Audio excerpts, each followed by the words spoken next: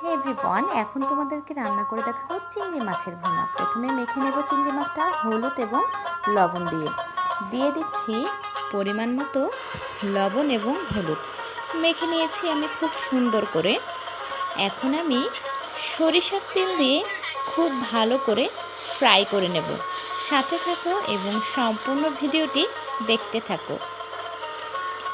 তেলটা হালকা গরম হয়ে এসেছে, দেখতেই পারছো।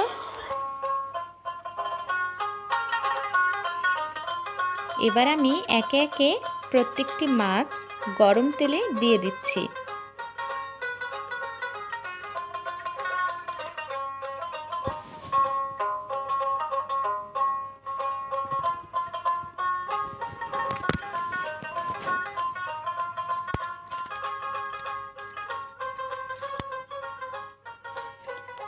এক পাশ হয়ে গিয়েছে, এবার আমি অপর পাশ উল্টে দিচ্ছি।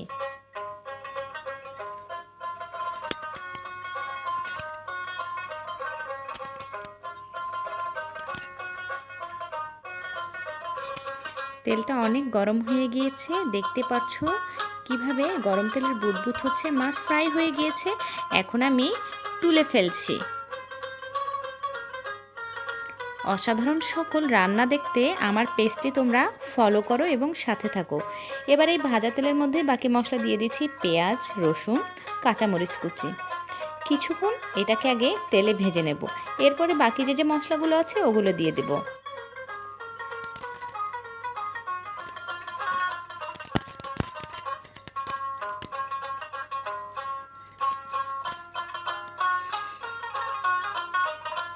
এবার দিয়ে দিচ্ছি পরিমাণ মতো হলুদের গুঁড়া, মরিচের গুঁড়া, জিরার গুঁড়া এবং পরিমাণ মতো লবণ। এরপরে দিয়ে দিচ্ছি ধনিয়ার গুঁড়া। খুব ভালো করে আমি মশলাটা কষিয়ে নেব। এবার সামান্য পরিমাণ পানি দিয়ে মশলাটাকে খুব ভালো মতো কষাবো। সাথে থাকো এবং সম্পূর্ণ ভিডিওটি দেখতে থাকো, আশা করি অনেক ভালো লাগবে। শৈশবের স্মৃতি।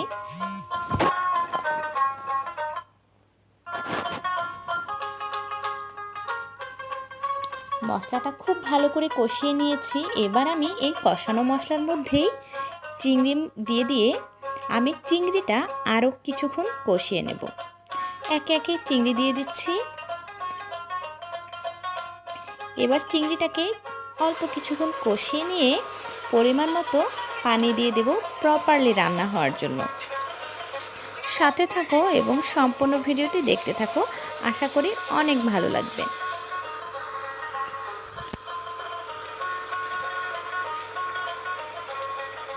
এবার পরিমাণ মতো পানি দিয়ে দিচ্ছি।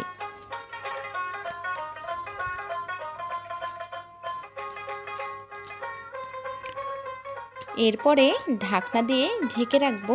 এর আগে একটু ধনিয়া পাতা দিয়ে দিচ্ছি সুন্দর একটি ফ্লেভার আসার জন্য। এখন ঢাকনা দিয়ে ঢেকে দেব। এরপরে অপেক্ষা করব রান্নাটা শেষ হওয়ার জন্য। সাথে থাকো এবং সম্পূর্ণ ভিডিওটি দেখতে থাকো।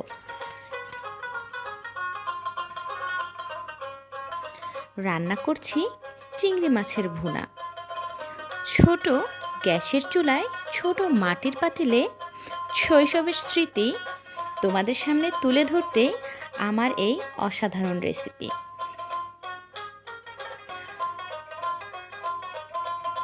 দেখতে যেমন সুন্দর হয়েছে, খেতেও তেমন সুন্দর হবে।